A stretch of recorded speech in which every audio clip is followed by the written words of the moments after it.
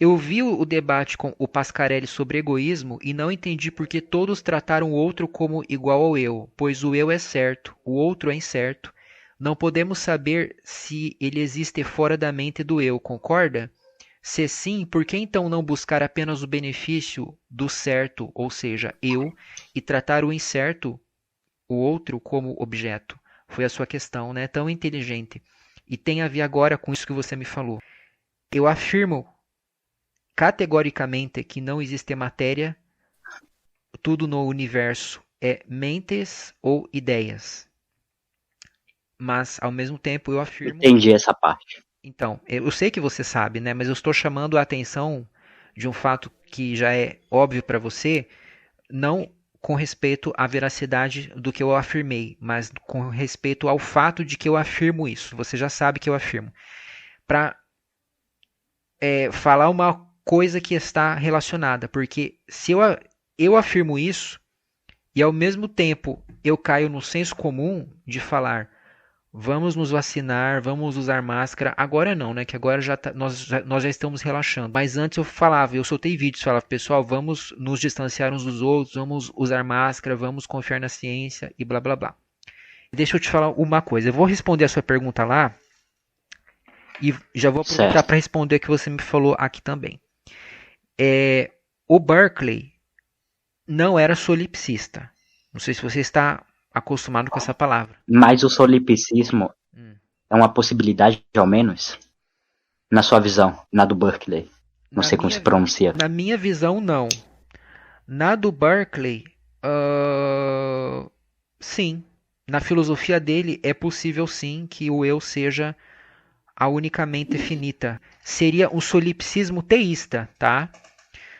Porque o Berkeley ele é categórico em dizer, ó, a gente tem certeza da existência de Deus, mas a gente tem dúvida da existência das outras mentes, que seriam mentes finitas como as Ele, nossas. tanto que ele era anglicano, né? Isso. Então, ele tinha certeza da existência dele mesmo, da existência da mente suprema e da existência das coisas ao redor que eram percepções. Agora, as mentes finitas ele não tinha acesso, mas ele era induzido a acreditar nelas. Ele deixa um espaço na filosofia dele para a inexistência das mentes finitas fora dele. No meu sistema, não. Eu tenho certeza de que, além de mim, além de Deus, além dos objetos físicos, que são conjuntos de percepções, existem outras mentes finitas. Agora, eu não sei onde estão essas mentes finitas. Você pode não ser uma mente finita. Por mais que você interaja comigo, você pode ser uma simulação, você pode ser uma programação. Né? Hoje nós já temos programas de computador, por exemplo, eles são alimentados com dados sobre pessoas que faleceram e você digita como se você estivesse teclando com aquela pessoa falecida. O computador responde usando a linguagem que a pessoa usava, usando as informações que ela usava, em um nível de precisão impressionante. Mas, se você por acaso não for uma mente finita, se você for apenas um conjunto de percepções que eu estou tendo agora, o fato é que você foi programado por uma outra mente além da minha. Tem algum argumento para provar a existência dessa mente sem ser ontológico? Sim, a argumentação é meio longa. Tem Eu um nome, não. pelo menos, para eu pesquisar depois?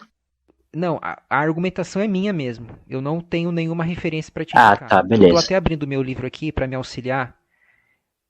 Vamos nos colocar no lugar do Berkeley. O fato de a gente não ter certeza de que existem outras mentes finitas não significa que a ética seja irrelevante, como o Pascarelli estava dizendo, que o que importa é o eu e eu não vou me preocupar com os outros porque eu não sei se eles realmente existem. Essa não é uma postura racional, porque nós somos induzidos pela experiência a acreditar que se a gente atravessar a rua sem olhar para os dois lados, nós vamos sofrer um prejuízo muito grande. Você sente uma determinada sensação e você relaciona isso com a falta de água, porque a sua memória indica que essa sensação tem a ver com a falta de água. E você vai tomar água acreditando que essa sensação desaparecerá, né? Que você vai ter uma sensação prazerosa chamada de saciedade se você tomar água. Então, no mundo empírico, a gente precisa sim acreditar em certas coisas das quais nós não podemos ter certeza. Bom, acreditar até quando? Tem a questão da crítica da casualidade. Sim, o David Quando você pode Hume. botar a mão no fogo. Então, David Hume foi um mestre que trabalhou com essa ideia muito bem no livro dele. Inclusive, eu pretendo fazer a leitura comentada ainda do Hume. Eu li o ensaio dele, é um livro maravilhoso e que serviu inclusive de base para o Einstein fazer a sua teoria especial da relatividade. O Einstein reconheceu a dívida que ele tinha com Hume. Veja, o que Hume dizia é que a gente nunca pode ter certeza daquilo que irá ocorrer, porque aquilo que a gente sabe, no máximo, é aquilo que tem ocorrido até agora. Mas a gente não tem como dizer que existe uma lei que determina que as coisas continuarão sendo como se apresentam.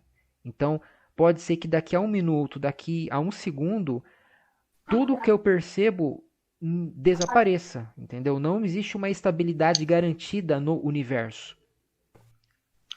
Mas, independente disso, é um fato que nós não nos guiamos apenas por raciocínios dedutivos. Pelo raciocínio dedutivo, você não vai ter certeza de que você é um homem ou uma mulher, de que você é baiano ou paulista. Essas coisas você vai colher através das percepções sensoriais, através da sua memória, através de um exercício de generalização, porque você teve determinadas percepções que você chama de corpo, e aí você relaciona isso que você percebe com aquilo que você ouviu de terceiros sobre o que é um homem e uma mulher. Aí você relaciona, então eu sou isso, eu sou aquilo. Entendeu? Agora, quem garante que você de fato é isso? Será que você está sendo iludido? Né? Será que você realmente está vendo o seu corpo como ele realmente é? Ou será que você está tendo uma alucinação? Você coloca a mão no fogo e se chama de homem, mesmo sabendo que seu corpo pode ser uma simples ilusão? Ou simplesmente não faz essa afirmação e simplesmente é prudente? Não se diz nem homem, nem mulher, nem nada. Só um eu pensante que você não sabe o que é direito. No início da nossa reflexão, a gente tem que admitir que nós não sabemos o que nós somos especificamente, apenas de modo genérico, ou seja, enquanto coisas que pensam e sentem, tá? Mas no momento em que nós admitimos que nós temos as percepções, que as percepções são reais enquanto tais, ou seja, enquanto afetações nossas, a gente tem que encontrar uma regra de prudência para agir neste mundo em que nós nos encontramos, ainda que ele seja uma sombra de uma realidade superior muito diferente dessa que se apresenta aqui. Nós não somos seres abstratos, nós não somos seres absolutos, nós somos seres concretos e relativos. E temos que nos comportar de acordo com isso. Tá? Então você tem uma memória que diz que um homem é um ser que tem este ou aquele tipo de corpo, e você percebe tendo este corpo, então você acredita que você é um homem.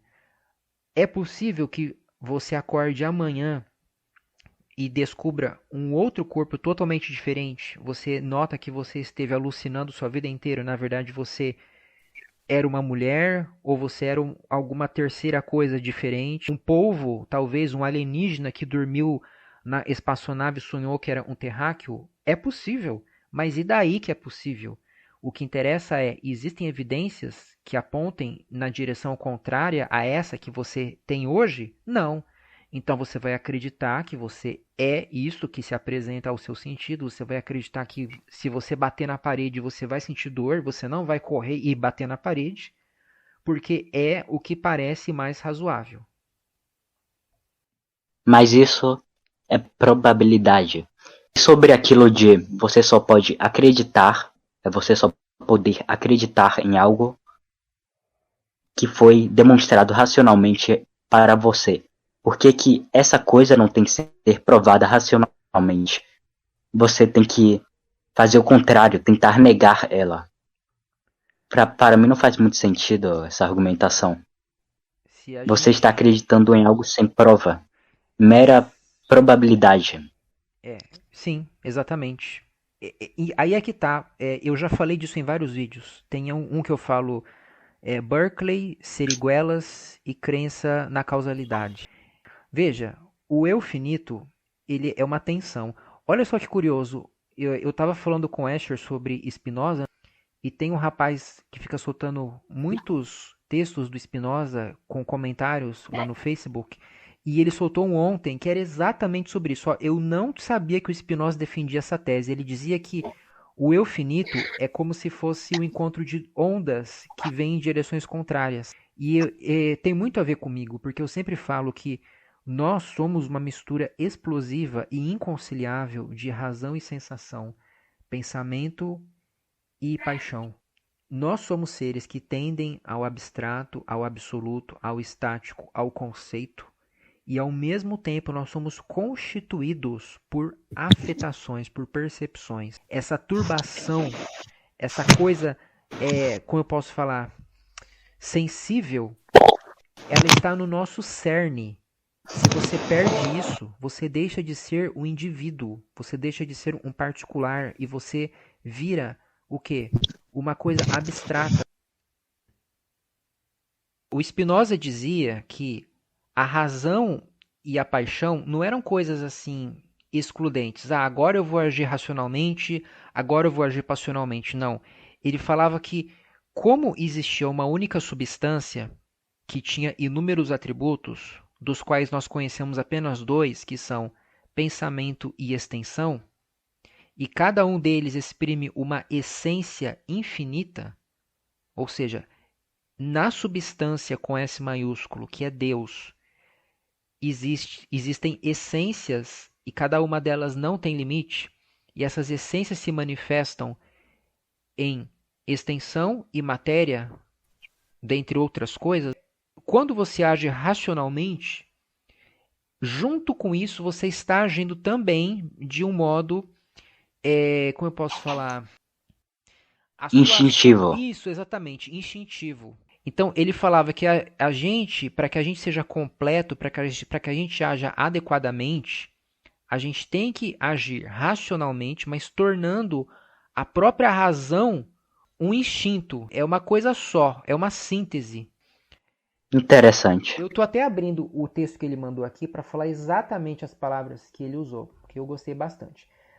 Mas enfim, cara, eu falei sobre isso tudo para você para dizer que nós somos seres racionais, porém nós não estamos no mundo platônico, nós estamos em um mundo do turbilhão das percepções. Nós somos arrastados irrefreavelmente, né, por esse rio de sensações, de turbações, emoções, e a gente tem que usar a Isso não razão. termina em um determinismo? Termina assim, eu sou determinista. Ah, entendi. Continue. Assim como Spinoza, né? Descartes e Berkeley não eram deterministas, eles acreditavam no livre-arbítrio. Né? Eu bebo muito do Spinoza, os meus pensamentos são muito similares aos do holandês. Então, a sua pergunta ela é respondida dessa forma. Mesmo que a gente não pudesse saber que existem outras mentes finitas, o fato é que nós precisamos nos comportar como se soubéssemos. Nós somos induzidos, e o próprio Hume reconheceu isso. O Hume não era um cara que ficava sentado, sem fazer absolutamente nada, se ele tivesse fome. Ele não ia levantar para comer? Ia, claro que ia levantar para comer, porque ele acreditava. Porque isso afeta o eu dele. Sim, mas como que ele vai saber, como que ele vai saciar a fome dele? Se não pela indução. É possível que ele coma e não se sacie. Ele até chega a falar isso. Eu não sei se o pão que eu como vai me saciar, mas eu acredito nisso por um raciocínio indutivo. E a indução nunca vai me dar uma certeza, sempre vai me dar no máximo uma probabilidade. Então, o Hume mesmo jogou a Uma toalha. probabilidade acima de 50%. Aí a gente não tem como medir. Eu não vejo como medir, pelo menos. Então, ambas as opções são válidas? Sim, ambas as opções são válidas. É possível que agora você está falando comigo aí, de repente você se veja no lombo de um dinossauro, por exemplo, é possível que você crie asas e comece a voar nesse exato momento, entendeu? Mas o fato é que a experiência nos indica que existe uma regularidade no universo. Isso é uma indicação dada na empiria. E nós somos seres empíricos e não apenas seres racionais. Nós temos a razão, nós temos o questionamento e nós temos que considerar qual é a forma mais adequada de nos comportar. Considerando que a memória nos mostra que nenhum ser humano cria asas e sai voando, que ninguém é teletransportado de um momento para o outro. Então, como que eu vou agir? Qual que é a forma indicável pela razão? Não considerando o conceito, né? Porque conceitualmente é possível o teletransporte, esse tipo de coisa. Mas, concretamente, né? O que a razão me indica que eu posso esperar? Né? Eu posso esperar uma regularidade. Se eu quiser criar asa, eu não vou conseguir. Nós não temos tecnologia nenhuma para literalmente criar asas. Né? A gente tem que usar um equipamento que nos permita voar, planar no ar. Aí sim. Né? Então a ética tem a ver com isso. Você nunca vai conseguir fugir da ética. Você é um ser racional e você está interagindo com outras mentes ou pelo menos simulações dementes.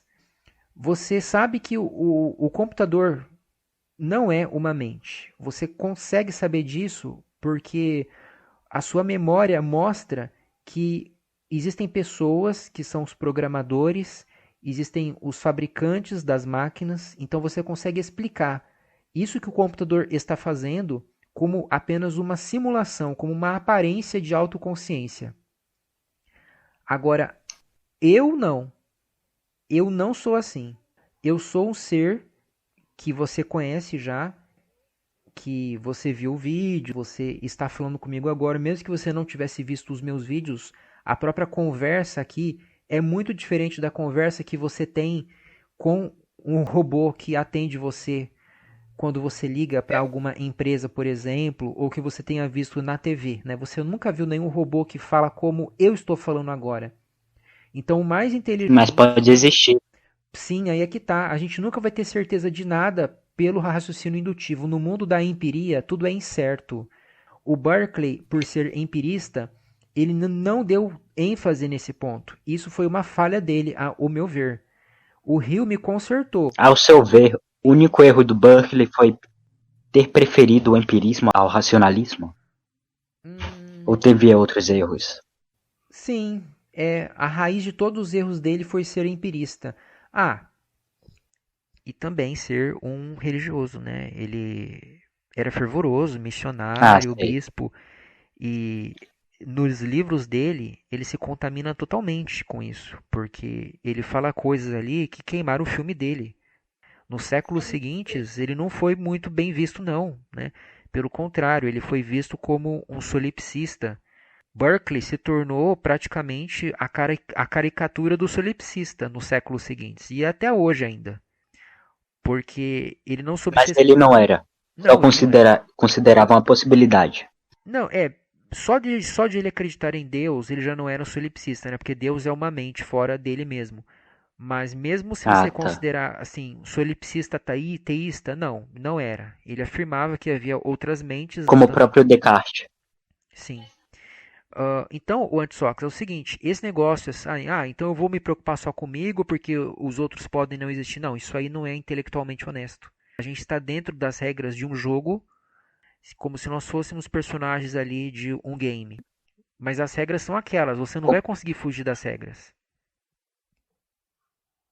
Concorda que são 50% de chance de você estar certo na questão do outro realmente existir fora de você?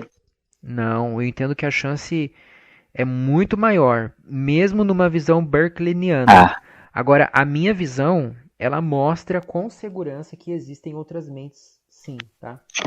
Deixa só eu pegar o texto que eu falei para você, do rapaz ali. Olha só que bacana. Proposição 7 de Spinoza. Um afeto não pode ser refreado nem suprimido senão por um afeto contrário e mais forte que o afeto a refrear. Lendo isso aqui, parece então que o Spinoza nem era racionalista, porque eu vou vencer os meus instintos, os meus desejos apenas com outros. É aquilo de um bom afeto levar à razão. Então, mas aí é que tá. Para ele, o afeto não era uma coisa pura, não era um afeto pelo afeto apenas. Ele até colocou assim, comentário. Para Spinoza, dentro do ser humano, a razão, os desejos e os afetos por vezes se combatem, lutam entre si e outras vezes formam alianças temporárias. Spinoza defende que a razão sozinha pouco pode contra os afetos passionais. É verdade, se você está com muita raiva de alguém, muitas vezes você perde o controle. Aí ele colocou, Sim. Então nosso filósofo usa uma estratégia brilhante, fazer da razão e do conhecimento um potente desejo, um poderoso afeto. É preciso sentir emoção, desejo e alegria pelo ato de conhecer, e não apenas uma vaga curiosidade intelectual. É aquela história, você tem que ter tesão no que você faz, ainda que seja o hábito de estudar, o hábito de conhecer. Como eu falei, nós não somos seres abstratos. O computador, ele tem inúmeras informações que ele processa. Agora, a gente não é uma máquina, né? Nós somos seres que têm esse lado mais, como eu posso falar, sensível. Nós temos experiência em primeira pessoa. Nós somos seres sencientes, né? Aí ele continua assim, Assim estaremos melhor preparados para uma vida racional / afetiva, mais integrada, né? Então, para o Spinoza não tem aquela diferença que o Descartes fez de colocar a mente de um lado e o corpo do outro, e um não tem nada em comum Tudo é com o mente. outro. Não. Não. Pro Descartes, não. É que você está falando da minha visão pessoal, né? Para o Spinoza não é tudo mente, não, tá? Para o Spinoza é assim. Mente e corpo são lados da mesma substância. Essa substância, ela é infinita, é Deus. E Deus tem as suas modalidades. Uma dessas modalidades é o ser humano. O ser humano, ele tem 2 dos atributos de Deus, que é mente e corpo, que é extensão. Então, é pensamento e extensão. Aí, ele citou aqui uma grande estudiosa de Spinoza, que é a Marilena Chauí. Inclusive, o livro dela, se eu não me engano, Introdução à História da Filosofia, é super indicado também para quem está começando. É um livro de ensino médio. Ela colocou assim, aqui encontramos a grande inovação spinozana. O desejo não é somente operação imaginativa e paixão. É um afeto originário que pode ser passivo ou ativo, uma paixão ou uma ação. E nossa razão só disporá da capacidade moderadora se for vivida por nós como um afeto ou um desejo ativo cuja força suplanta a de afetos passivos ou paixões.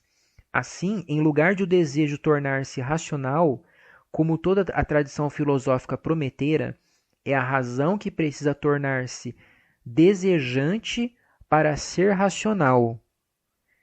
Então você vê que como o Spinoza entendia que pensamento e corpo eram lados de uma só coisa, ele não tinha como dizer que a razão tem que dominar o desejo, como se o desejo fosse algo fora da razão, mas a própria razão deveria se tornar o desejo. Era a razão desejante. Aí ela termina. Se desejar saber for sentido por nós como alegria e amor intelectual, e se ignorar for por nós experimentado como fraqueza e tristeza, a razão iniciará seu percurso no interior do desejo e não contra ele. Aí eu até comentei aqui, né? Que legal, que linda essa síntese. Então, a gente nunca vai conseguir fugir da ética, porque nós somos seres racionais. A razão é um instrumento e ao mesmo tempo é a forma da nossa mente. Né? O ser humano, ele não é um ser apenas instintivo, como certos animais parecem ser. Apesar que o Spinoza diria que o ser, por mais rudimentar que seja, ele já tem um nível de racionalidade, porque tudo é uma coisa só que tem infinitos atributos. Então, por mais que aquele ente pareça ser apenas um ser que age por instinto, isso já é uma manifestação de uma racionalidade nele. Eu acho que o Spinoza acreditaria nisso, né? Mas a gente não precisa problematizar tanto assim. Vamos colocar, Você é um ser que pensa, que raciocina e que abstrai. Você sabe que quando você age, você está fazendo aquilo e que você está como que dando um exemplo para as outras pessoas também, como que elas podem agir se elas estiverem na sua posição. E como que as Certo, mas pessoas... entra naquilo que pode se fazer sem ninguém ver. Sim, aí é que tá. Existem coisas que você pode fazer sem ninguém ver. Mas existe uma outra coisa que é a autocoerência. Existe a coesão entre aquilo que você entende que é o ideal e aquilo que você faz, mesmo que ninguém saiba.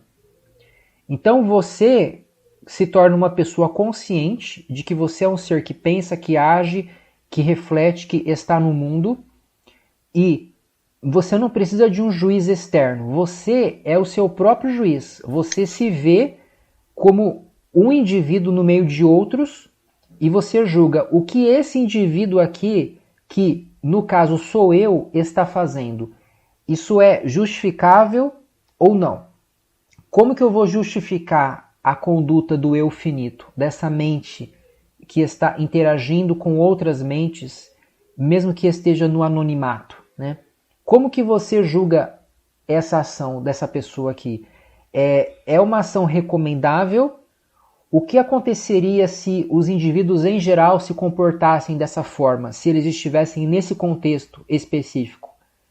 Você acha que o resultado seria a destruição dos bens que nós valorizamos ou seria algo vantajoso a nível geral? Se for uma destruição dos bens, então você não pode fazer. Mesmo que você se sentisse bem pessoalmente, mesmo que isso te causasse um prazer, mas se você fizesse algo que iria causar um prejuízo para coisas que as pessoas em geral valorizam, você não pode fazer, não por uma questão moralista, mas por uma questão ético-racional. Eu vou dar um exemplo. Aí tem aquilo Diga. de fazer aquilo que concentra você na verdade e deixar de fazer aquilo que tira a sua concentração. Concorda com essa visão? Nunca ouvi falar disso, eu não sei exatamente o que você quer dizer com isso. E a do Fritjof Schuon. Mas enfim, por exemplo, eu sei que mentir é errado. Então, mesmo se eu souber mentir muito bem, eu não vou fazer isso para quê? Por causa de um certo egoísmo. Para me concentrar mais ainda naquilo que eu acredito ser a verdade. Então assim eu vou estar sendo mais coerente. O que acha? Poxa, é um argumento bem elegante, viu? Confesso que eu nunca tinha ouvido dessa forma aí. Foi você que fez? Não, foi o Fritjof Schuon, um dos principais perennialistas. Tranquilo. Ele conseguiu arrumar um argumento egoísta contra a mentira. Talvez Interessante. ele esteja usando o meu argumento que eu apresentei, mas com outras palavras, né? Claro que ele não copiou o meu argumento, estou dizendo assim, ele usou esse mesmo argumento que eu uso também, ele chegou a essa mesma conclusão, mas ele usou uma outra terminologia, porque eu não falo de concentração no eu, concentração no ego, não é isso não. Eu falo que... É porque para ele, o eu, como quando se concentra, é o próprio absoluto, é o próprio Deus. Então, é a própria verdade. Ele tem uma visão positiva assim do eu quando é perfeito. O eu finito mergulhando na sua própria transparência chega a Deus, chega à fonte produtora. Isso não é panenteísmo mesmo? Quem disse isso foi o Kierkegaard, essa frase que eu citei. Mas ele não se considerava panenteísta, não. O Kierkegaard, ele não tinha condições na sua própria filosofia de fazer um juízo sobre essa questão. Ele nem chegou perto disso. Entendi. Ele falava dessa forma, que a gente chega a Deus mergulhando na nossa transparência, mas não no sentido de que nós nos reconhecemos como uma manifestação de Deus. Na verdade, ele pegou isso do Santo Agostinho. Né? O Santo Agostinho falava que o ser humano, quando ele se contempla, quando ele mergulha dentro de si, ele acaba vendo a forma de Deus, que o ser humano tem um espaço dentro dele que corresponde a Deus mesmo. Ele se vê como um produto de Deus, como se ele encontrasse as marcas, né? Imagem e semelhança quando contemplado com seriedade, digamos assim. Isso. Ele se descobre como um produto de Deus e não como Deus mesmo, em qualquer sentido que fosse. Né? Pelo que me consta, o Agostinho não era panenteísta. Mas enfim, a ética, então, cara, ela é uma forma de comportamento da qual você nunca vai conseguir escapar. Mesmo que você tente dizer que você pode viver sem a ética, quando você fala isso, você vai ter que apresentar um argumento, né? E quando você está argumentando, você está tendo um compromisso com a forma racional de pensar, porque todo argumento, para que ele convença, ele tem que obedecer às regras da razão. Ele tem que seguir as leis da lógica, as leis da argumentação. Então você vai ter que usar conceitos que são abstratos para que você possa transmitir a sua ideia a outras mentes questionadoras e reflexivas. E quando você faz isso, você está saindo do campo puramente sensível, instintivo, em que você pega aquilo porque você quer pegar. Você faz aquilo porque você quer fazer. Não, isso aí é uma coisa animalesca. No momento que você está argumentando, que você está usando a lógica, a razão, você está vindo para um campo em que a ética vai imperar. Porque como que você vai justificar logicamente que você subtraia o bem que pertence a uma pessoa que adquiriu esse mesmo bem de um modo pacífico? Ela recebeu esse bem de alguma pessoa que entregou para ela, ou ela adquiriu esse bem pelo seu trabalho, né? Ela comprou ou ela retirou um determinado material da natureza, então ela trabalhou naquele material de modo que aquilo é uma extensão dela mesma, porque se você subtrai esse bem, você está subtraindo o fruto do trabalho da pessoa, como se você estivesse escravizando a pessoa de um modo retroativo. Você está tirando algo sem o consentimento dela, você está se aproveitando do trabalho da pessoa, sendo que ela não deu permissão para isso. Então você está como que tratando aquela pessoa como um objeto, como uma coisa sua. Isso é racional? Né? Ah, eu quero fazer isso. Não, mas não interessa o que você quer fazer. A questão é, você consegue justificar isso racionalmente de uma forma que tenda à abstração? Se você abstrai essa conduta, isso pode ser considerado uma lei? Como que a sociedade viveria se todas as pessoas se comportassem assim, tirando os bens que pertencem às outras? Nós teríamos condições de viver de um modo minimamente ordeiro, pacífico, seguro? Ou a gente viveria em um estado de selvageria em que nós nem conseguiríamos mais argumentar, filosofar, a gente viveria como bichos na selva tentando se salvar? Bom, só uma última dúvida. A questão do veganismo, não ser vegano, nossa concepção racionalista, é antiético? Sim, porque a ética é a conduta ideal apontada pela razão. Nós somos seres sencientes. O senciente é aquele que tem consciência e que sente dor. E nós nos igualamos aos demais animais nesse quesito. Eles também demonstram possuir senciência. Embora nós não tenhamos certeza desse fato, mas tudo indica que eles têm isso, porque eles têm um aparato neuronal como o nosso, que tem essa mesma capacidade. Não é que o sistema... Aí é que tá, né? Deixa eu falar sobre isso aqui. O cérebro não causa a dor, o cérebro não é um pressuposto para a dor. Mas o cérebro é um sinal que nós temos de que existe uma mente, existe algo que pensa e que sente, tá? Certo. O Berkeley dizia que Deus, ele coloca sinais para que a gente possa saber aquilo que irá ocorrer ou não. Então, ele nos causa a sensação de calor, por exemplo, para mostrar que existe um objeto quente presente. Né? Então, se você sente uma sensação de quentura muito forte, você já pode saber, olha, se eu me comportar de determinado modo, eu vou localizar um objeto muito quente. E esse objeto pode ser encontrado a alguns metros. Se eu sinto uma sensação de dor, significa o quê? Que se eu investigar as coisas, eu vou acabar localizando talvez algum objeto que esteja me espetando, ou então algo que eu comi anteriormente, pode ser algo que esteja no meu alimento, que não era próprio para a deglutição e que causou uma dor no meu estômago. E então, assim, percepções não causam percepções, mas uma percepção pode estar ligada à outra, porque as percepções são causadas pela mente suprema, que ela me afeta, né? Ela me afetou com a percepção que eu chamei de refeição, a forma visual e a sensação tátil e gustativa, que eu chamo de alimento, né? E junto com o alimento estava o quê?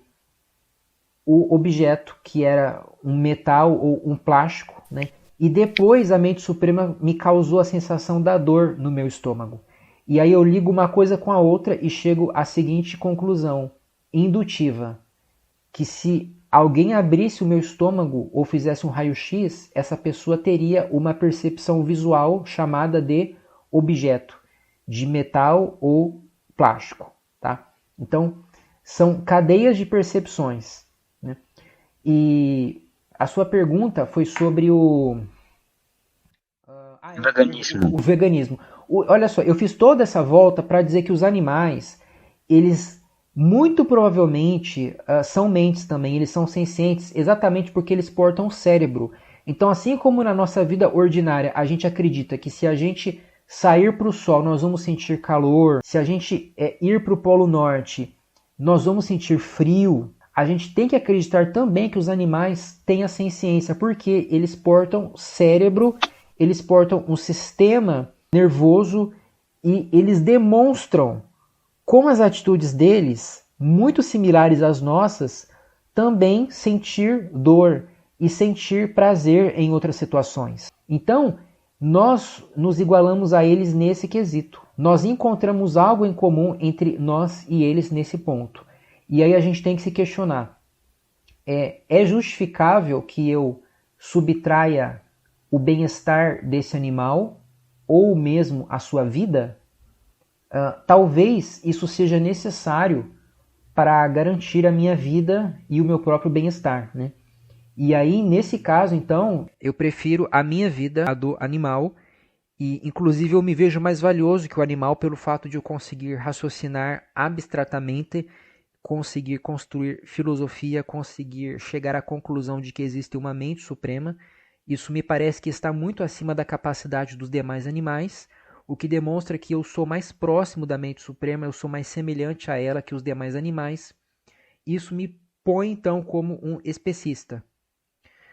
E ao mesmo tempo eu reconheço que os animais são muito superiores às plantas, porque as plantas são seres que não têm a senciência, elas não têm cérebro, elas não têm todo o aparato que me levaria a induzir a presença de uma mente ali, né? As plantas são conjuntos de percepções. Os animais, pelas próprias reações corporais que eles têm, pelas expressões faciais, pelo comportamento que eles fazem de fugir do perigo e se aproximar daquilo que causa prazer, mostram que são substâncias. Eles não são apenas conjuntos de percepções, eles são seres que percebem. Eles não são seres percebidos. Os corpos deles são percebidos, mas tudo indica que atrelado a este corpo existe um eu, ainda que rudimentar, que não tem toda, vamos dizer assim, qual é a característica humana que falta assim nos animais? Eles não têm tanta aproximação com Deus assim, eles não são tão semelhantes a Deus assim, eles são muito mais instintivos, né? Eles não têm a capacidade de questionar as suas próprias atitudes, pelo menos o que eles mostram não ter, né? Então eles são um meio termo entre o ser humano e as plantas, né? Mas o fato é que eles têm essa característica da senciência e por isso eu tenho que pensar, bem, se eu posso viver bem e com saúde sem subtrair a vida dos demais sencientes, eu vou fazer isso para quê? Né? Eu não encontro justificativa para isso. Desde 2011, pelo menos, quando eu tive contato com os argumentos veganos, lendo os comentários do usuário chamado Animadruga nos vídeos em que ele comentava, era um vegano extremamente habilidoso. E eu conheci ele depois aqui no Discord, né, que ele participa do Clube do Vegano, e eu vi na hora, cara. Quando eu vi os argumentos dele, eu falei, não, mas é verdade. Se a gente consegue viver sem, né, financiar o abuso de animais, então não tem justificativa, assim, é uma coisa que a gente não precisa ter uma teoria filosófica específica, né? Isso aí se encaixa com qualquer visão de mundo, seja ateísta, materialista, realista, idealista, dualista, monista, qualquer um. Você pode ser um kantiano deontologista, você pode ser um utilitarista, você pode ser um relativista. Você só vai conseguir fugir disso se você for um cartesiano. Mas quem concorda com o Descartes? Ninguém concorda, cara. Ninguém acredita que os animais são robôs biológicos. Essa é uma visão extremamente ingênua. Assim como ele errou quando ele falou que a gente não conseguiria construir máquinas que conseguissem se comunicar com a gente como se fossem seres humanos de verdade, ele errou também quando ele falava que os animais eram apenas corpos que se movimentavam e que tinham reações como se fossem reações químicas. Quando você espeta o animal, ele grita, ele sai correndo, isso aí é como se fosse como se você botasse fogo em um papel, por exemplo. Mas isso não é verdade. A gente sabe, a própria ciência mostra que os animais sim, eles têm sensibilidade, né? E o meu raciocínio filosófico me leva também a essa conclusão, mesmo que a ciência não dissesse isso, pelas razões que eu citei, pelo fato de eu ser um ser empírico que usa raciocínios indutivos e que não consegue fugir disso, enquanto eu sou um ser finito, eu vou precisar recorrer à indução para saber o que é o mais provável e, por consequência, o que é o mais prudente. Então, eu vou ter que dizer que sim, que se os animais não têm direitos, então existe, no mínimo, uma imposição racional minha de respeitar os animais enquanto sencientes. Ainda que você não veja isso como direitos animais, que é uma expressão problemática, né? Tudo bem, você não precisa falar que eles têm direitos, mas você tem que dizer que nós, enquanto seres autoconscientes, que têm recursos diversos, temos o dever de evitar subtrair a vida e o bem-estar dos demais animais. Isso aí que você disse, assim, porque os animais sentem dor, você não está apelando justamente ao sentimento? Não, eu estou apelando a um fato que eles sentem dor e eu raciocino que a dor ela é algo que eu não desejo para mim. Eu não admito que outra pessoa me cause essa sensação. Se alguém fizer isso, eu vou buscar meios para fugir e vou tentar corrigir isso para que essa pessoa não faça mais dessa forma. E por isso, eu também não posso causar sofrimento a outros, porque se eu fizer isso, eu estarei sendo incoerente, eu estarei contrariando a mim mesmo, eu estarei fugindo da forma que a razão me aponta, que é o ideal. E é por isso que eu não posso, então, agir tratando os animais como se fossem coisas, porque eles não são coisas. Eles já são seres que têm substancialidade, que têm subjetividade, como eu também tenho. E se eu tratar eles como se fosse o meu celular aqui que eu posso pegar, por exemplo, e quebrar, se eu quiser fazer isso, eu vou estar fazendo uma coisa que eu sei que não é verdadeira. É uma coisa que não corresponde ao que esse ser mostra para mim. Ele mostra que ele tem a sensibilidade. Então, como que eu vou agir como se ele não tivesse? Não casa. Ah, entendi. É porque, como é que se diga, você acaba raciocinando por meio das sensações, assim. Porque, ao meu entender, isso aí não foi, assim, 100% racional. Você teve que usar as sensações, porque elas existem de fato e você atribui um certo valor a elas. A sensação de ser queimado. Se atribui o valor de dor. Sim, exatamente porque eu estou falando de ética e a ética tem a ver com a interação com outras mentes e não existe uma ética puramente a priori. Toda ética ela vai ter que se basear no caso concreto, na circunstância, vai ter que recorrer a conceitos que são construídos indutivamente, como o conceito de dor, conceito de sofrimento. A gente sabe dessas coisas não porque elas são autoevidentes, mas porque nós já experimentamos e nós sabemos o que é dor, o que é sofrimento. Nós imaginamos o que é a morte. Se a gente conceber a morte como a cessação da existência, a gente tem uma noção do que é isso. Você não ter mais nenhuma experiência em primeira pessoa.